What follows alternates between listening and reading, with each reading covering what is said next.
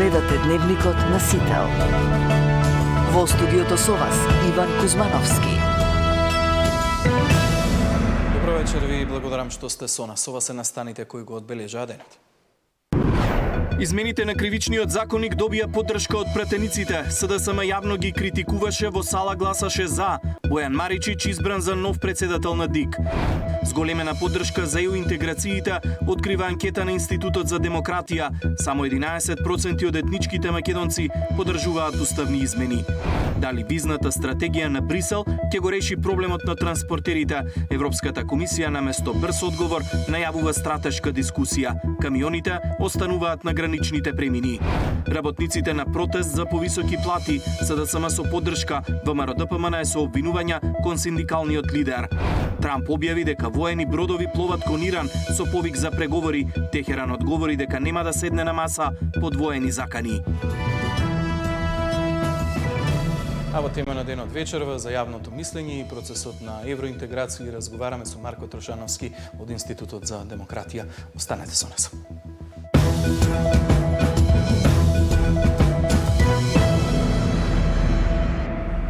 СДСМ попладнево организираше протест за зголемување на минималната и линеарно покачување на сите останати плати. Апелот беше до сите работници, а како помине протестот, да знаваме од колегата Даниел Василев. Го имаме во живо во Централниот дневник. Даниел, попладневен протест за да се обезбеди што помасовно присуство на работниците, какви пораки беа испратени? Добро вечер, Иван. Ова може да биде нов почеток или почетокот на крајот, беше главната порака која што работниците ја испратија на овој протестен марш кој заврши пред нешто повеќе од 20 минути тука пред зградата на владата. Протестот почна пред домот на работникот, односно пред зградата на Сојузот на синдикати на Македонија, пошто работниците се упатија кон зградата на Собранието, Стопанската комора и, како што кажав, завршија тука пред владата.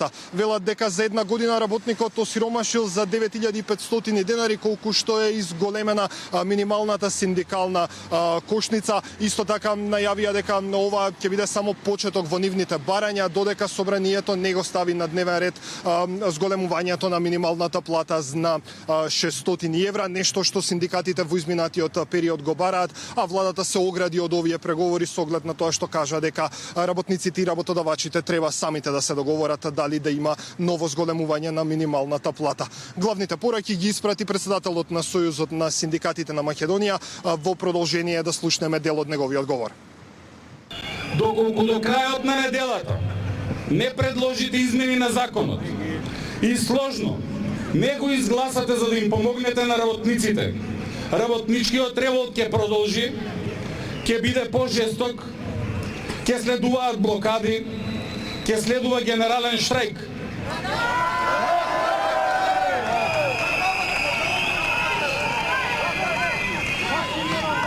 И ќе следува тоа што вас најмногу ќе ве боли.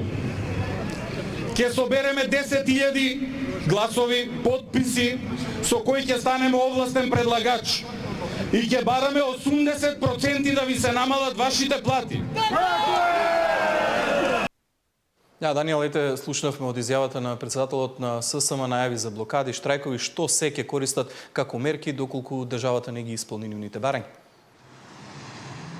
Иван, според најавите кои што дојдоа од синдикатот, доколку владата не ги прифати нивните барања, тие најавуваат блокади прво на институции, зашто велат дека се потребни само 21 човек за да може да се блокираат институциите, доколку и тоа сепак не успее, најавуваат дека за прв пат во историјата на оваа држава ќе има генерален штрајк како во приватниот, така и во јавниот сектор. Да слушнеме дели од овие пораки.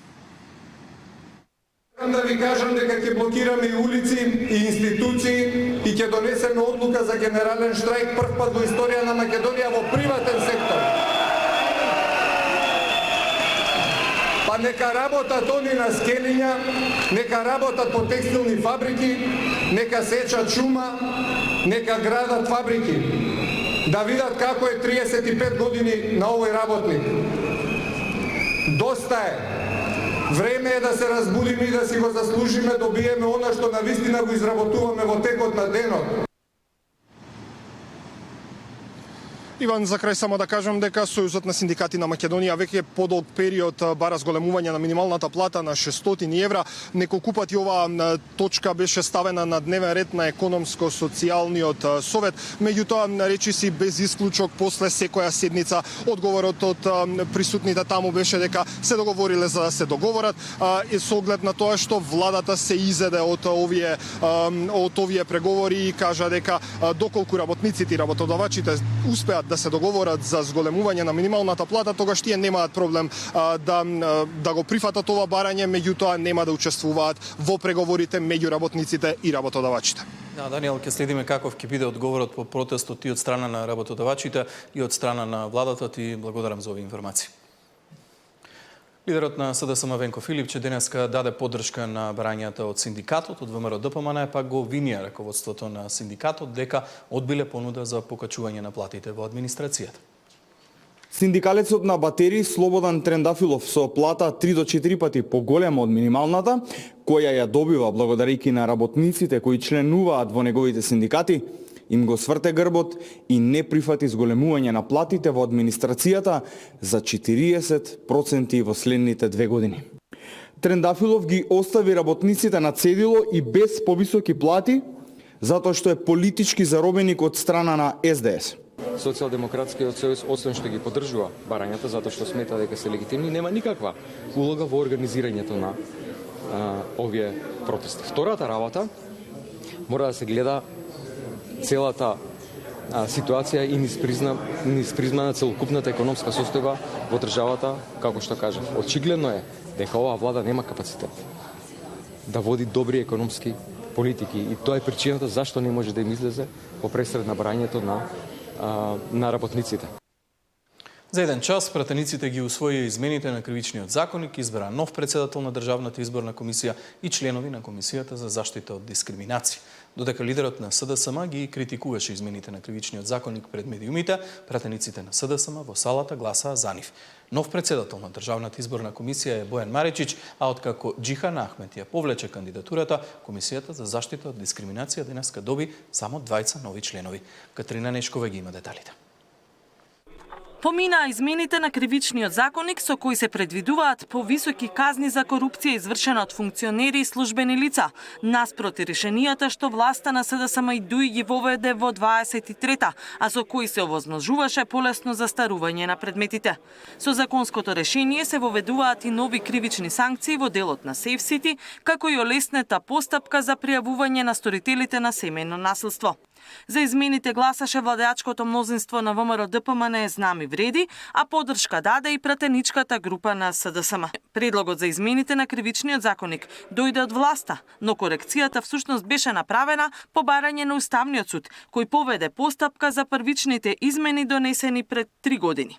Со овој закон се исправува една сериозна неправда направена со измените на кривичниот законник од септември 2023 година, донесени од претходната власт, со која беа ублажени казните за корупција, беа избришани клучни одредби за злоупотреби во јавните набавки и беа создадени услови за застарување на предмети од висок профил на корупција. Новите законски решенија ја враќаат суштината на казнената политика, превенцијата и репресија против корупцијата и организираниот криминал. Иако овој пат и СДСМ гласаа за измените, сепак излегоа со забелешки за законското решение. Апсолутно имаме сериозни забелешки затоа што се дополнително амнестираат одредени можни прекршувања на законот. И тоа сметам дека е направено намерно. Тоа не е случајно. Ова е уште еден обид да се прикаже нешто како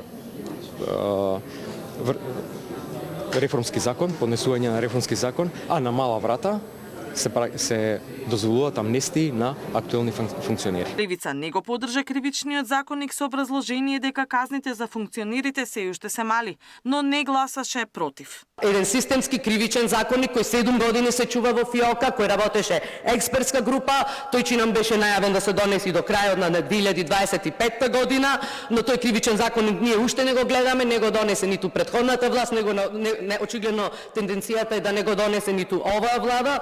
И со ваквиот кривичен законник впрочем едно шминкарско решение само за да се удоволи рокот кој го зададе Уставниот суд. Во експресна процедура, без дискусија, денеска со политички консензус, беше избран и новиот состав на Државната изборна комисија. За председател е избран поранешниот вице-премиер за европски прашања Бојан Маричик од СДСМ, додека останатите членови остануваат исти: Абдуш Демири од ВРЕДИ, Александар Даштевски, Светлана Карапетрова и Ангел Чористов од ВМРО ДПМН, Дитмире Шехо од ДУИ и Борис Кондарко од СДСМ. Избрани беа и двајца нови членови на Комисијата за заштита од дискриминација Лимко Бајзаровски и Наташа Амдију. Собранискиот спикер Гашипа го констатираше и повлекувањето на кандидатурата на Џинан Ахмет, за која во јавноста вчера имаше будни реакции поради незината некомпетентност за функцијата. Катерина Нешкова, Сител телевизија. Обвинителството отвори предмет по допрен глас во случајот за клиниката Жан Митрев по тврдењата на сопственикот на болницата дека Венко Филипче и Зоран Заев сакале да му ја преземат клиниката. Основното јавно обвинителство Скопје постапува и веќе презема действија на проверки во предметот оформен по допрен глас на 21 јануари годинава од страна на јавното обвинителство на Република Северна Македонија по однос на јавно изнесените изјави, односно наводи од лицето Жан Митрев, доктор и собственик на клиниката Жан Митрев Скопје, а кои се однесуваат на тоа дека поранешен премиер и поранешен министер за здравство се обиделе да го принудат да им ги продаде неговите собственички удели во клиниката. Во предметот се вршат проверки со цел да се испита евентуално постоење на елементи на кривично дело кое се гони по службена должност, информираат од јавното обвинителство. А основното јавно обвинителство во Охрид оформи предмет по наудите на Државниот завод за ревизија за работата на општината Охрид. Спротивно на извештајот од ревизорот, градоначалникот Пецаков тврди дека немало хотели без дозвола, а дивоградбите биле проблем низ целата држава.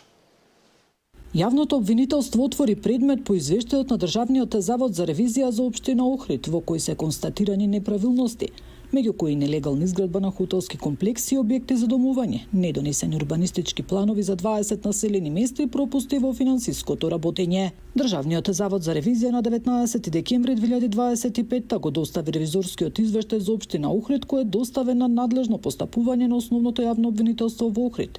Оформени предмети се преземаат действија на проверки, соопшти од обвинителство. Градоначалникот Пецаков во однос на извештајот тврди дека нема хотели без дозвола, а дивоградбите не само во Охрид, туку и на ниво на држава се болна тема која трае со години. Кога ќе погледнете периодот од 2021-2025, споредбено со останатите, огромна е разликата во бројот на дивоградби или би рекол дека е смешно да се коментира, меѓутоа Охрид, не само Охрид, него и Македонија има генерално проблеми со дивоградби. Охридскиот градоначалник вели дека споредбено со претходниот ревизорски извештај во сите сектори има подобрувања, а доколку обвинителството има потреба да добие некои документи по однос на постапката, отворени се за соработка. По закон сите овие државни ревизорски извештаи се доставуваат до институциите, вклучително и јавното обвинителство, како што кажав, доколку се забележи и јавното обвинителство има потреба да добие некои документи по однос на постапка, одреден предмет и така натаму, ние со отворени раце ги чекаме. Во однос пак на непреземените мерки за отстранување на бесправно изградените објекти, Пецаков вели дека општините немаат капацитет за рушење на дивоградбите. Нина Ритоновска, Сител телевизија. Председателот на Судскиот совет Александар Камбовски вели дека и тој и членовите на советот били изненадени од постапката за судијата Ѓоко Ристов од апелација. Иако имало представки за неговата работа, не памети дека бил обвинуван за корупција. Судиите утре ќе бираат нов член на Судскиот совет од своите редови. За апелациониот судија Ѓоко Ристов, кој е во домашен притвор, откако му беа пронајдени 350.000 евра во ѕид, пристигнували претходно представки до Судскиот совет. Но дали меѓу представките имало и некоја за примање мито, председателот на Судски не можеше конкретно да каже. На годишно ниво им пристигнуваат и по 700 представки за судии, но биле изненадени дека нивен колега е вмешан во ваков настан. Од она што беше сигурен Камбовски е дека колегите апелациони судии на Ѓоко Ристов досега го немаат пријавено во Судскиот совет. Во Судскиот совет има безброј представки. Вака сега од прво, јас не се сеќавам конкретно дека имало представки за земање мито или за нешто слично. Еден предмет колку што се сеќавам се водеше за негово неиземање во предметот, а требало да биде иземен, а вакви конкретни сега не можам да се сетам. Утре пак ќе се бира нов член на Судскиот совет, кој ќе треба да седне на местото на Ханиф Зендели, на кој му истече мандатот. Судиите ќе бираат помеѓу нивните колеги Хасан Асани, кој е председател на судот во Тетово, како и Садула Идризи, судија во истиот суд.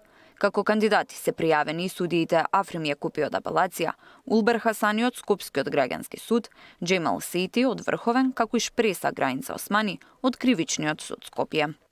Па се надеваме дека се ќе помине во најдобар ред. Судиите ќе излезат, ќе си го дадат својот глас, се гласа на територија на цела држава.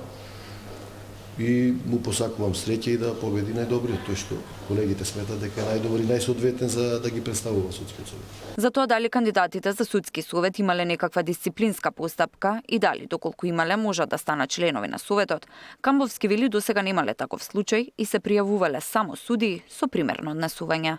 Тамара Дичевска, Сител телевизија.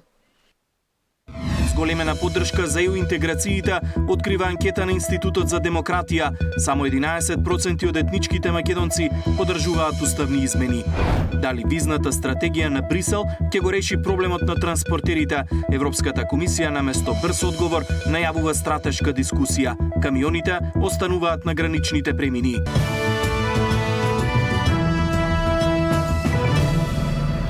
Големена поддршка за ЕУ интеграциите покажува анкетата на Институтот за демократија. 71% од испитаниците даваат поддршка на процесот, но само 11% од етничките македонци поддржуваат уставни измени. Евроамбасадорот Рокас повика на национално обединување за да се завршат презамените обврски. 71% од македонското население поддржува пристапување кон Европската унија, што е за 10% повеќе во споредба со 2024, покажува истражувањето на Институтот за демократија. Но отпорот за менување на уставот останува најголем. Веќе 3 години поддршката за уставни измени останува на 24%, каде се регистрира и најголемиот јас помеѓу етничките македонци и етничките албанци. 1/4 од испитаниците сметаат дека Македонија треба да работи на менување на преговарачката рамка. Сепак за граѓаните приоритет е заштитата на животната средина, што се поклопува и со областите во реформската агенда. Значително зголемување од 15% поени кај особено етничките македонци, кои што ја поддржуваат исто така Европската унија, кои што ситуација не беше случај изминатите години поради големите фрустрации низ кои што пројдовме во процесот на пристапување. За власта и покрај ваквите резултати загрижува фрустрацијата кај македонскиот народ од менувањето на условите за полноправно членство. А во таа насока и податокот дека само 11% од етничките македонци поддржуваат менување на уставот, наспроти 57% поддршка од етничките албанци. Во февруари или март Европската унија планира да излезе со одреден нон-пейпер по однос на дискусиите за модалитетите за членство. Дали ќе има полноправно членство во догледно време или ќе има асоцијативно членство. Опозицијата критикува дека владата ја носи државата во изолација, не остварува контакти со европските лидери, а декларативно работи и на реформите. Не може се нас нешто учителката да не мрази. Ние знаеме што ќе биде, ама на нас е кај сакаме да бидеме и кон што сакаме да одиме и да се движиме. Нема префрлање на одговорностите. Власта значи пред се одговорност. Се знае кои се обврските. Зголемувањето на поддршката за членство во Европската унија за делегацијата во Зимјева е поттик за движење напред. Процентот на населението кој што е за пристапување се зголемил на 71, што е скок од 10% во споредба со 2024 година. Не дава ветер во гради тоа што разликите меѓу различните етникуми или значи учество во политичка партија се стеснува, значи има помал јас, сите се за ЕУ. Се зголемил и бројот на граѓани што веруваат дека државата ќе стане членка на Европската унија во наредните 3 до 5 години, односно 30%, а 19% остануваат песимисти за членство во ЕУ. Јавното мислење покажало дека Европската унија континуирано се гледа како најдоверлив партнер на Македонија. Истражувањето на јавното мислење е спроведено во периодот од 22 октомври до 5 ноември 2025 година, на примерок од 1003 испитаници. Ивана Соколовиќ најдова, Сител телевизија. За резултатите од анкетата и процесот на евроинтеграција, колегата Валентин Николовски во тема на денот разговара со Марко Трошановски, председател на Институтот за демократија. Господине Трошановски, добро вечер, ви благодарам за учеството во тема на денот во Дневникот на Сител. Благодарам за поканата, добро вечер.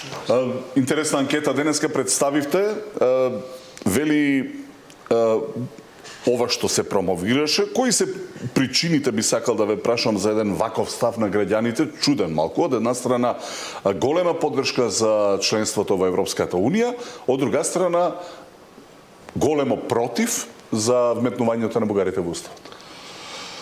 Добро, главната поента што сакам да ја кажам од целото истражување всушност е дека за прв пат после долги години, зашто ние го правиме од 2014 како истражување, имаме над 70% поддршка кај граѓаните за влез во Европската Унија, би гласале за влез во Европската Унија на Македонија, што досега не беше случај, имаше падови околу 60% и така натаму, што покажува еден нов импулс, момент кај македонската популација која што се ориентира во време на геополитичка несигурност, безбедноста, несигурност и така натаму кон сојузот кој што го смета за најдобар и најдоверлив партнер, а тоа е Европската Унија. Особено овој пораст е евидентен кај македонците. Тоа се 15% поени зголемување, а таа разлика ја прават гласачите на ВМРО ДПМН во најголем дел, кои што го подобриле или го промениле својот став кон Европската Унија на во позитивна насока.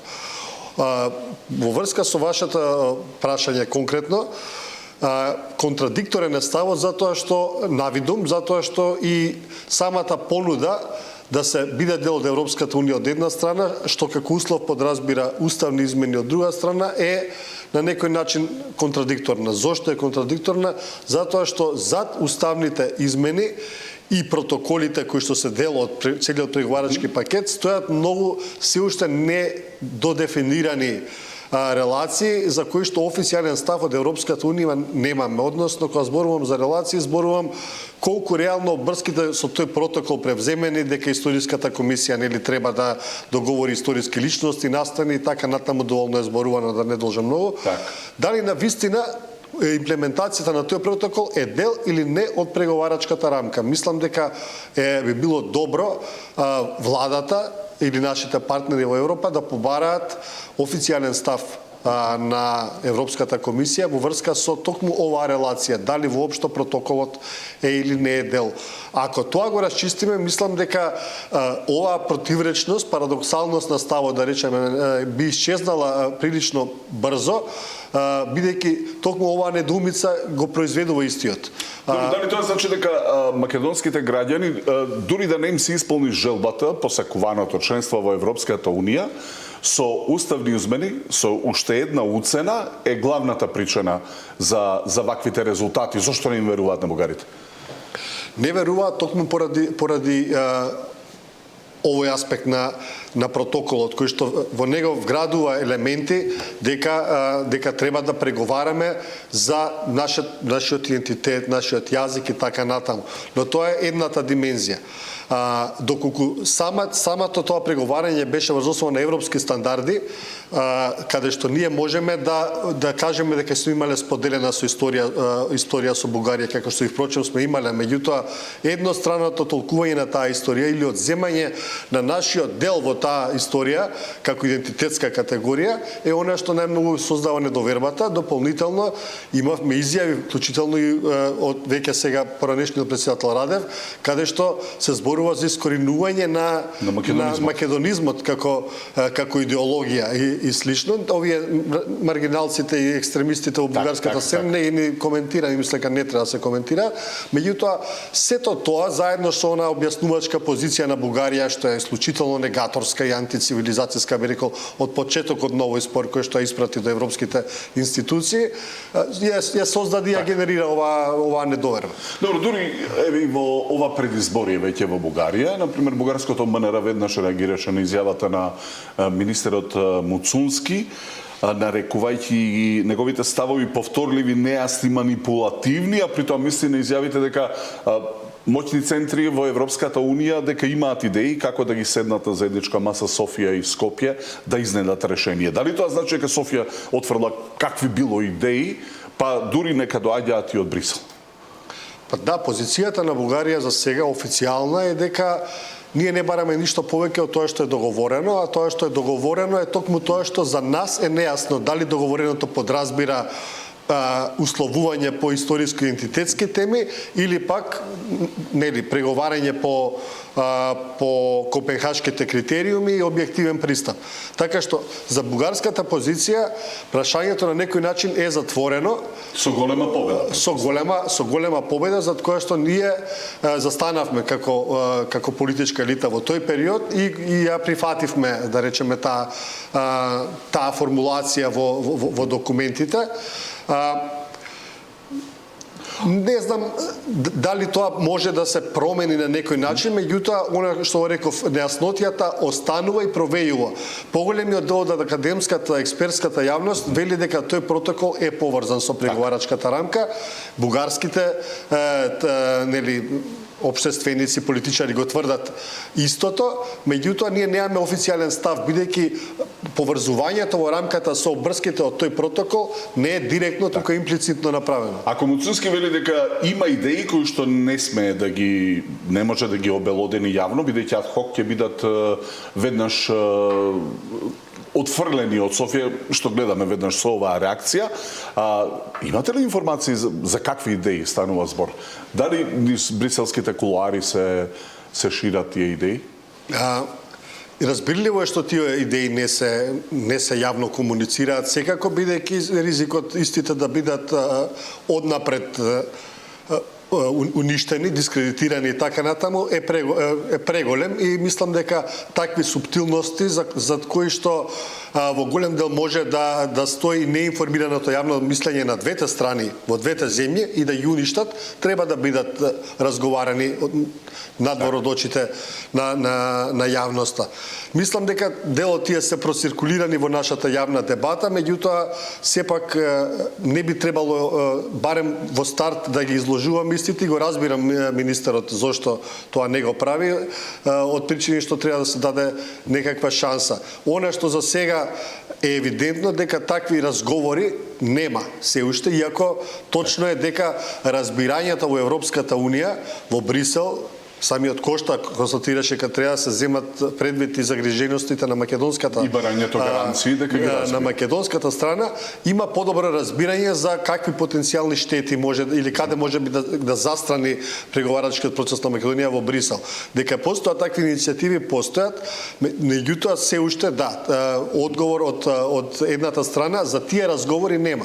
Она што гледаме дека во реакцијата на бугарското МНР од вчерачина беше дека ние одбиваме понудени покани за средби, да речеме во случајот со прославата за Климент Свети Климент Охридски, да нагласиме дел од заедничката историја. Сега и тоа е разговарано кај нас во јавната дебата. Зборуваме дали е споделена или е заедничка. Што би значило тоа? Дали Дарко Панчев е југословенски или македонски фудбалер, вака едноставно кажано. Климент Охридски делува во рамки на Прво бугарско царство и од таа смисла Бугарија има право, гледајќи некаков континуитет историски, да го смета како дел од својата историја, како што и Македонија го има истото право. Ако ние успееме таа заедничка историја на таков начин да ја споделиме, мислам дека тоа е win-win ситуација, но за жал, барем од она што имаме кој искуство во историската комисија за сега, тоа не е намерата, ниту е случајот. И тоа е, впрочем, меѓу другото, уште една основа зашто таквата недоверба постои помеѓу двете страни.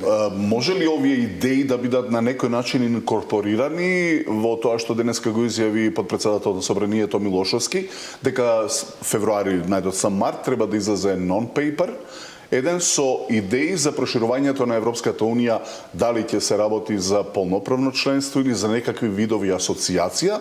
Дали знаете за таков документ? Да, точно е, таков документ се најави од еврокомесарката Кокос уште минатата година, меѓутоа деталите за истиот се уште не се познати, односно се во разработка. Секако дека се развиваат модалитети за членство кое што потенцијално води кон полноправно членство, меѓутоа за етапно зачленување во рамки на Европската Унија како еден модалитет или пак фазно или пак зачленување, тоа би подразбирало зачленување како членство во одредени институции, како што сега сме веќе дел од, речеме, единствената платежна област на Европската Унија, што е на некој начин членство во таа институција, но не е полноправно членство.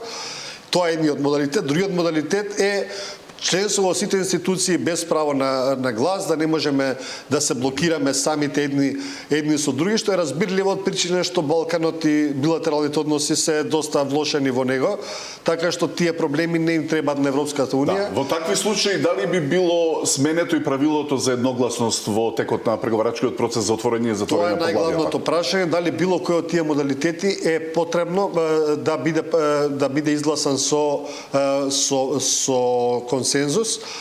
Мислам дека за сега експертската дебата тврди дека е потребно менување на темелните документи на Унијата, со што ако и се менуваат со едногласност, меѓутоа па убедувањето на скептичните земји членки, вклучително и Бугарија, и Хрватска, и Грција и останатите кои што не сакаат да се откажат од правото на вето, дека овие идни членки асоцијативни, не толку полноправни, меѓутоа сепак европјани, сепак членки, нема да прават проблем со своето право на вето во Европската унија, може да ги омекне или разубеди нивните ставови. Сепак премногу има непознати во оваа материја, за да се шпекулираме, така да почекаме идеја. Што очекувате од кипарското председателство? Има некаква надеж воопшто да дебатираат за Македонија да се стави на дневен ред и покрај неисполнетиот услов за вметување на бугарите во уставот? Сум кажал повеќе фати, фокусот е моментално Украина, секако и целата енергија е насочена кон што поголема апсорбција, привлекување, интеграција на Украина во Европската унија. Премногу дипломатска енергија се троши на Западен Балкан и на некој начин е секундарна по значење, иако во повеќе наврати самите челници на ЕУ кажале дека вратите му се отворени, а гледаме и дека по прогресот на Црна Гора и Албанија, затварањето на поглавијата, тоа и се случува. Дали за време на кипарското председателство нашиот проблем ќе се откочи, зависи многу од овој non-paper, зависи од расположението и колку ќе бидат убедени останатите, а над сето тоа висат сосема други поинакви приоритети на Унијата, за кои што сите сведочиме, особено после Давос, дека се многу покруцијални. Ако вице-премиерот Сали и министер за евроинтеграција вели дека сме подготвени за преземање на одврските од реформската агенда, таа веќе доцни, што очекувате да се исполни, па дури и да се исполни што потоа? Да се исполни би било одлично сето тоа што е таму обврзано, дел превземено како заложба, многу мал дел се исполни во рокот предвиден, за останатото ние на некој начин негуваме наратив дека се уште не касниме затоа што сме во грейс период. Грейс период подразбира веќе каснење, меѓутоа толерирано каснење за заложбите што сме ги превзеле. Оваа прва половина од јуни, каде што сите тие задоцнети заложби и закони кои што требаше лани да ги донесеме, треба да ги донесеме во овој грейс период, ќе покаже колку имаме ресурси, волја и така натаму за истите да бидат изгласани во собрание и реално да се посветиме на она што се суштински промени потребни за нашето општество и систем. Мораме да застанеме со целосен надпартиски консензус зад овие прашања. Како до него? Еве и денеска пред евроамбасадорот и пред амбасадорот на Кипар имаше капка. Имаше, точно. И несогласување за основни работи поврзани со реформската агенда. Видете, на крајот на краиштата, она што е добро во агендата, дека секој закон се праќа на мислење во Европската комисија пред да биде изгласан истиот, дали до Венециската комисија, дали до Европската комисија, која што потоа вели овој закон е во ред, можете да го изгласате со цел да се оневозможи преку и троштини дополнителни амандмани да се осакатат или инструментализираат законските решенија. И тоа ќе биде случај во следните реформски чекори што треба да ги превземеме. Ако документот е целосно поддржан на Европската унија, не треба да има воопшто дебата. Тие извешта или мислења на Европската комисија или пак на Венецијанската комисија треба да бидат целосно достапни на јавноста, да се знае дека решението е смислено, стокмено и изгласано онака како што треба и не треба да се дефокусираме енергијата како општество преку партиски препирки за ситни партиски интереси да го деградираме општествениот став и поддршка кон Европската унија. За крај, дали денешното изгласување на измените на кривичниот законник е сигнал дека може да се постигне на партиски консенсус за реформските закони? гласањето од сите партии на тој закон да покажува таков надпартиски консензус и тоа е насоката во која што треба да се движи. Имам загриженост околу големите резерви изразени од дел од експерти, сепак не сум експерт по казано право и граѓански организации кои што велат дека остава врати за толеранција на злоупотреба на службена должност, особено при јавни набавки и така натаму. Меѓутоа и за тоа во извештајот за следење на реформската агенда кој што го дава Европската комисија ќе има мислење. Да, и доследниот закон целосно нов до јуни, ќе има мислење и ќе биде потврдено дали пратениците го изиграле или го донеле во насока на јавен интерес тој закон. Марко Трошановски, председател на Институтот за демократија, гостин на тема на денот, ви благодарам. Благодарам и вам. Утре во Брисел се очекува да биде објавена новата визна стратегија која треба да понуди решение за проблемот на транспортерите, но според неофицијалните информации, наместо брзо решение, документот најавува стратешка дискусија. Професионалните возачи на камиони остануваат на граница, а автобуските превозници денеска најавија дека ќе се приклучат на протестот ако нема решение во следните 3 дена. Новата визна стратегија утре ќе биде објавена во Брисел, пишува Блиц Бизнис. Со ова Европската унија за прв пат ќе отвори дебата за подолг престој во Шенген, за луѓе кои постојано патуваат меѓу земјите членки. Тука спаѓаат и камионџиите, кои ги блокираат товарните гранични премини. Според информациите, има опција лицата да престојуваат подолго од 90 дена во Шенген, но под услов да не се надмина 90 дена во поединечна држава. Сепак, како што пишува Српски Блиц, ова не значи дека проблемот е решен. Документот не предвидува литна промена на регулативата, поради што ќе бидат потребни преговори со Европската унија. Блокадите на камионџиите биле главна тема и на денешната средба меѓу министерот за транспорт Николовски и неговиот хрватски колега Олег Бутковиќ. Се надевам дека Европската унија ќе изнајде решение со цел да се променат правилата и да не се третираат професионалните возачи како туристи или како мигранти, туку да се третираат како професионалци и на тој начин да можат да ја вршат својата работа, имајќи предвид дека се различно од ова, ќе значи сериозен удар не само по македонската, не само по регионалната економија, туку по економијата во цела Европа, имајќи предвид дека бројни компании се извозно ориентирани. Проблем кој морамо решавати, што нам е у интересу едној и другој држави, свакако неометан промет роба и услуга. И на томе ćemo свакако заеднички ради. Николовски веќе разговарал и со неговиот грчки колега, а ќе направи обид да разговара и со Бугарија, иако таму во моментов има техничка влада. Од друга страна, лидерот на СДСМ Филипче ја критикува владата за недоволно дејствување и антиевропска реторика. Ние знаевме дека во 2025 година таква одлука донесе Европската унија. Се постава прашањето што владата направи на тоа поле. Ние ќе бидеме се повеќе и повеќе изолирани со оваа влада на маргините на Европската унија. Во меѓувреме, на протестот на транспортерите ќе се приклучат и автобуските превозници, ако во следните 3 дена не се најде решение.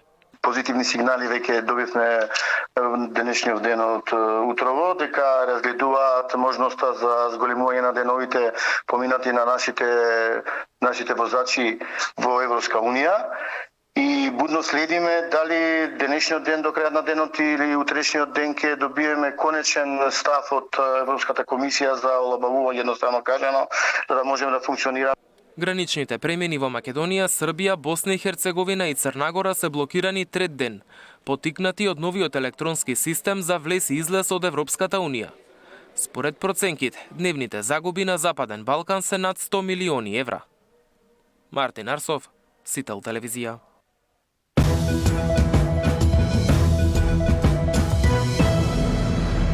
Покачените температури го забрзаа ширењето на вирусите, што дополнително ја зголеми работата на матичните лекари. Велат дека грипот се уште ги полни амбулантите, но деновиве бележат зголемен број на пациенти со респираторен синцинцијален, рино и аденовирус. Временските промени повторно ги разбудија вирусите. Покрај грипот кој се уште зема замав, во ординациите на матичните лекари бележат зголемен број на пациенти и со други вируси, кои вообичаено циркулираат напролет, но и граѓани со алергиски реакции. За зголемување на температурата, повторно ги разбудуваме вирусите пред се кои што сега почнуваат во пролетниот временски период, тоа се респираторниот синцицилен вирус, риновирусите и аденовирусите, но меѓутоа веќе бележиме и пациенти со алергиски реакции, иако е рано, почнува поради високите температури да цветаат одредени растенија и токму поради тоа се забележуваат и алергиски реакции. Доктор Ѓоргиевски вели дека иако во амбулантите бележат благо намалување на пациенти со грип за разлика околу новогодишните празници, вирусот и понатаму циркулира со висок интензитет. Станува збор за пациенти кои што имаат висока температура, која може да биде и дури до 40 и трае по неколку дена, една омалаксаност, гребење во грлото, течење на носот, солзење на очите, изразита кивавица, болки во коските и во мускулите и кај одредени пациенти може да се појави и сувана дразнителна кашлица или пак кашлицата да е со искашлок, она што не треба да ги плаши пациентите дека самата кашлица кај грип и кај овие сегашни циркулирачки респираторни состојби трае по 3 до 4 недели. Од нова година наваму во ИЈЗ на неделно ниво има понад 2000 пријави за грип, а оваа сезона регистрирани се 3 смртни случаи поради компликации предизвикани од вирусот. Александар Динев, Сител телевизија. 60 граѓани досега добиле казна за фрлање смет во контейнер по 22 часот, откако беше воведена забраната. Хигиената во главниот град е подобрена на булеварите, но по помалите улици се уште може да се најдат преполни контейнери. Граѓаните се со поделени мислења. Тргнале да фрлат ѓубре после 22 часот, инспекторите ги фатиле на дело, па се вратиле дома со казна од 50 евра. Во ваква ситуација се нашле на 60 граѓани откако е воведена забраната за фрлање ѓубре во вечерните часови до 6 наутро.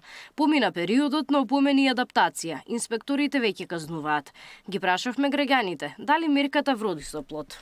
Бев на бит пазар, се враќав, контейнерите полни.